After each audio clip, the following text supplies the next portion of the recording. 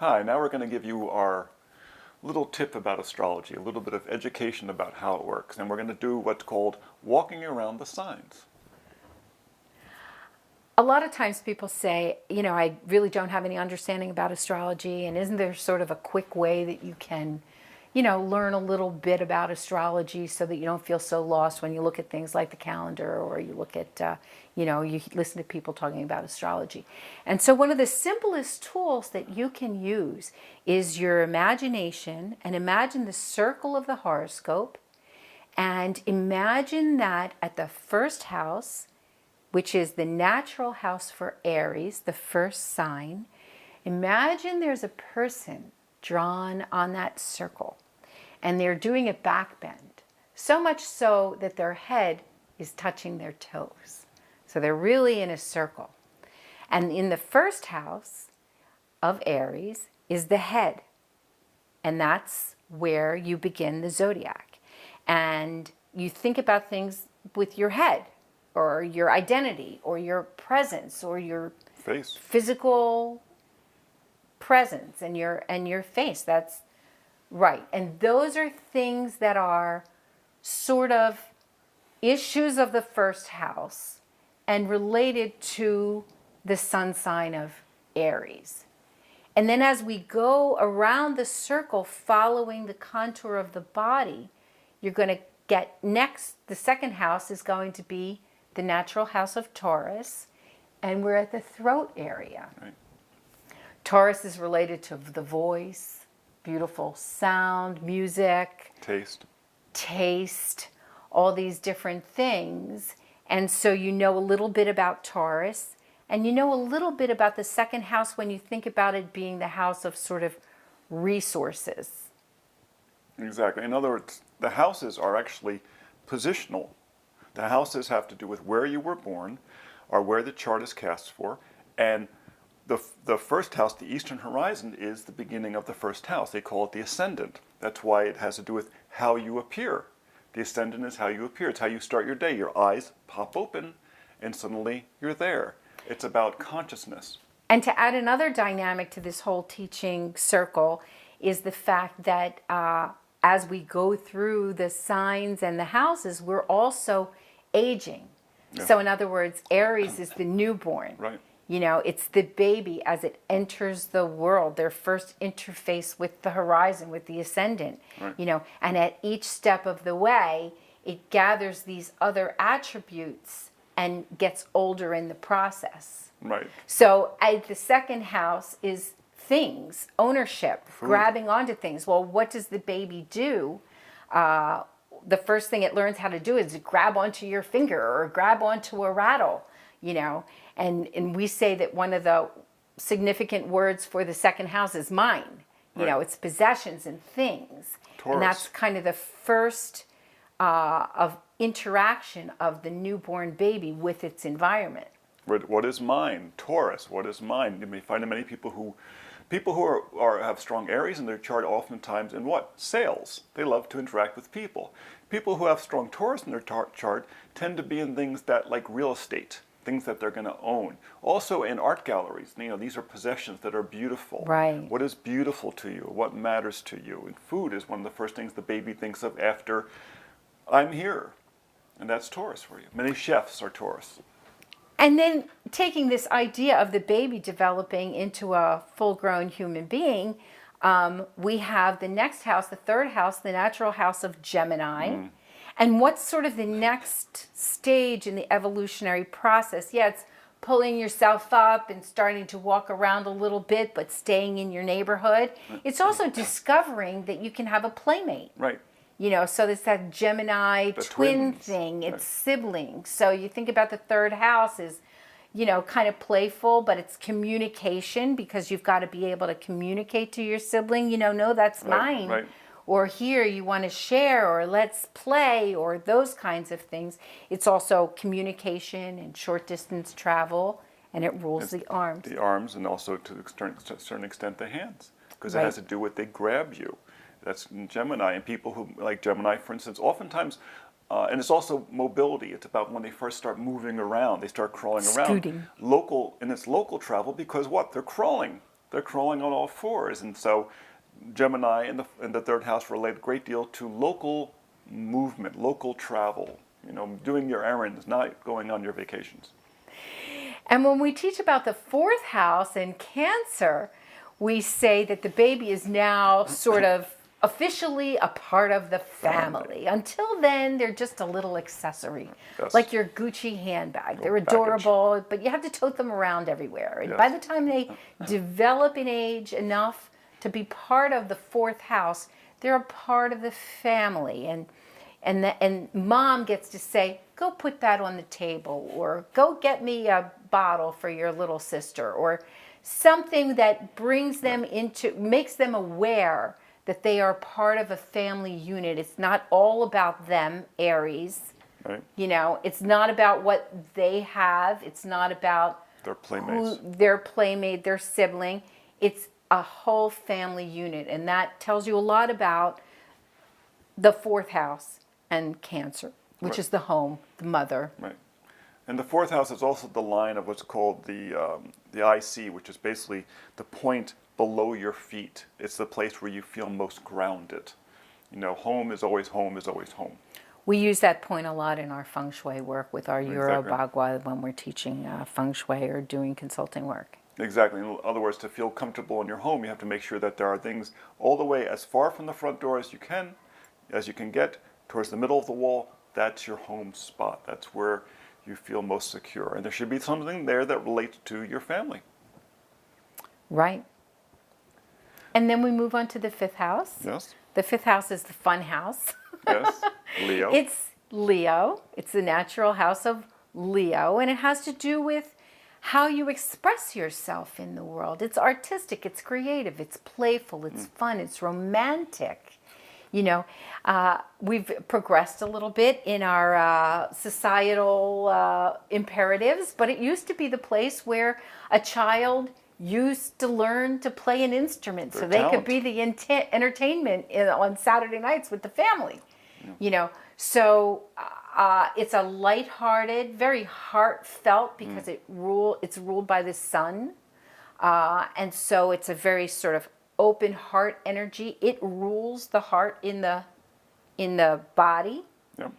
And so this is a very important part, to remember, especially when you go through situations or times in your life when you feel like, I just don't have the heart for it. You need to activate that Leo energy in your chart or in your bagua, in your environment, in feng shui, to build that heart up again. So when you look at the fifth house in a person's chart, you're looking at what gives them joy. And that's always important. What gives you joy? That's very important. Yes. So now we get to the sixth house, and this is kind of a preparation, like Ralph talked about the IC. We have another point here now that's the ascendant descendant axis. And so all six of the houses that are below the ascendant descendant are below the horizon, literally below the horizon, unseen, private. This is your home life. And the sixth house kind of prepares you to step over that line into the outer world. So the sixth house is work, it's study, it's school, it's co-workers, it's hygiene, it's being prepared. It's why your mother says, wear clean underwear when you go out.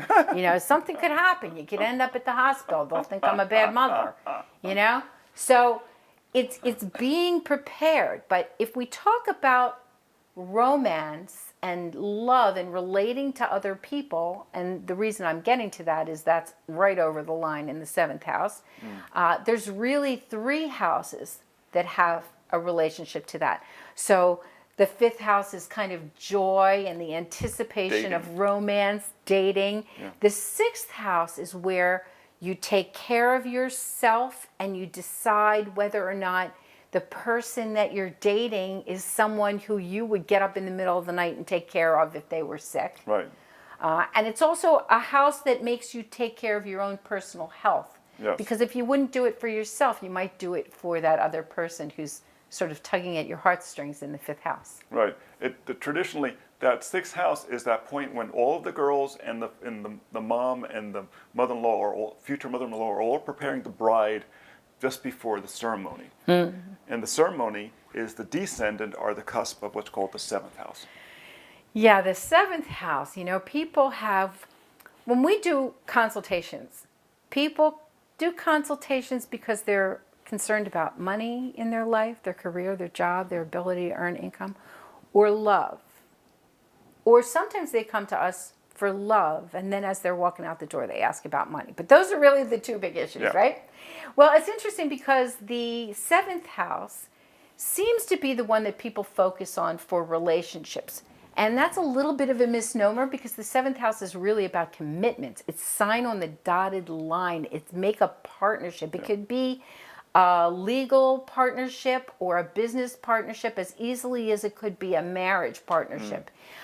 It's the wedding where the 5th house is planning the wedding and having the idealism of the relationship.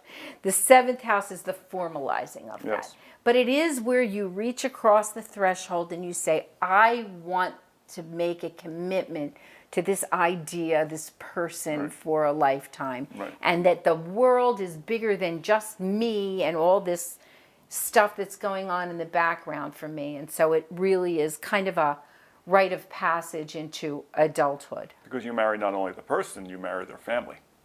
And of course it's Libra, the balancing scales.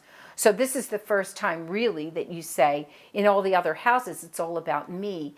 I am, I have, I share, all these things are personalized, and now it becomes all the houses that are above the horizon become the we houses. And that Libra describes that pretty dramatically. And not surprisingly, Libra and the 7th house rule legal issues. Right. Of course, So the scales. a legal relationship. Exactly. And now that you're a couple, in the 7th house, you move on to the 8th house. It's not as scary as it sounds. No. The 8th house makes you realize that formalizing this relationship gives you responsibilities. So in many ways, Scorpio, the 8th house ruler, is about being old enough to stand up to your responsibilities, to take responsibility for your actions. They always say that voting, for example, is a very scorpionic thing because it's taking your personal power and combining it with the power of the whole for an outcome. So Scorpio very often looks at things that people are queasy about looking at, don't want to have aired out in public, but it's the responsible thing to do. You have to look at the past to prevent problems in the future. You have to look at the unseen things that may be undoing you. And so this is a very transformational house. So you really go from, again, that childhood experience of me, into that, I may have personal power, but if I combine that with my sense of the world and community, I'm going to be a lot more effective. The 8th house is where you find out about all those secrets and those parts of life that were secret that your parents would say, oh, you're a child, you don't need to know about this now. So it's about birth and death. Well, it's the ruler of the reproductive organs. Exactly. And so this is a power that maybe you don't even realize you have until you get to this stage in your development. And so, again, the responsibility for that great kind of power comes with that 8th house in Scorpio. Right, those transformational times, those times of intense participation where you're involved with other people and you're totally vulnerable to other people. And then we go on to the 9th house, Sagittarius. Yes. Long distance travel. Many times when people go for higher education or postgraduate degrees, that's the first time that they travel significant distances away from their home. And they get to, I don't know who I'm quoting, but there's a sayer of great sayings that said, don't tell me how much you've studied, tell me how much you've traveled. In that travel is the great teacher, the great educator, that you could learn a lot from books or classes, but once you travel, you start to learn about the human condition, and that it's not the same everywhere, and you stretch yourself. Like, for instance, where Gemini in the third house are languages, your native language, what they call your milk language. The ninth house is foreign languages. And Sagittarius rules the muscles. Yep. You know, so you're stretching your muscles in areas where you haven't before. You're walking long distances. You know, the archer, and it's the centaur, it's the archer. It's the ability to use tools to attain a target at great distance. So all of these things that you've learned in all these houses all start to build up and create this body of knowledge. And in the ninth house, you know, you're starting to regard yourself as a resource, as someone to go to for your knowledge or your expertise, or to develop the learning that will make you a resource for others. In fact, the ninth house, the 10th house, and the 11th house are three of the houses that relate most to your position in the outside world. We always like to say that it's basically the ninth is what you know, the 10th is how you're known, and the 11th is who you know. And so we progress on to the 10th house, and that's kind of, you know, your flag that you wave out in the world saying, oh, here I am, this is what I do. A lot of times when people you meet someone for the first time, they say, oh, what do you do? You know, you say, oh, I'm a chef, or I'm an astrologer, or I'm a teacher. You know, it's not who you are, but it's what you do. Right. It's how you're known Your out in the career. world. And that's what the 10th house in Capricorn is all about. And a lot of times they talk about, you know, the 10th house or Capricorn being sort of that knowledgeable person, you know, that you know, revered resource out in the world. The white you know, beard. I mean, Yes. the white beards. There Right, you go. yeah, right. Because it is, and it typically relates to your elders, people who are knowledgeable and have experience in the world. It's Capricorn. Capricorn is seen as, you know, it's ruled by Saturn, you know, which is what's considered the most beautiful of the planets, and it has to do with limitation. It's the importance of limiting yourself. Where Jupiter in Sagittarius is always expansive, Saturn is compressive. And then we get to the 11th house, which is your community. You know, what good is all this knowledge that you have and this reputation that you have if you can't share that with people? So it's kind of finding how you connect with the world. And interestingly, as, you know, time has modernized, you know, the 11th house and its ruler Aquarius have come to be connected with the internet and this more global community that we have now. And so that gives you an idea about 11th house issues as well. It's also income earned from your daily work, because who pays you the income but the community that you connect with? Exactly, your friendships, you know, the organizations that you're connected to. And then we're full circle. We're at the 12th house. We're in the natural rulership of Pisces, rules the feet. So we've got now the toes touching the head. And we have the old man of the zodiac. And this is, if the 9th house is seeking knowledge, the 12th house is possessing knowledge. And it goes from the first house saying, oh, here I am, I'm all there is, to the 12th house saying, I am but a speck. I'm just a drop in the ocean. And so it's this knowingness that comes out of making this whole trip around the zodiac. And Pisces oftentimes is a sign that shows up in people who tend to have a huge vision or a great vision. They look way beyond themselves. Seekers, intuition, spirit are all connected with this house. Exactly. So that's the walk around the zodiac. Hope it gives you a little bit of a shorthand when people are talking about signs or houses. And we'll see you next time. Thank you.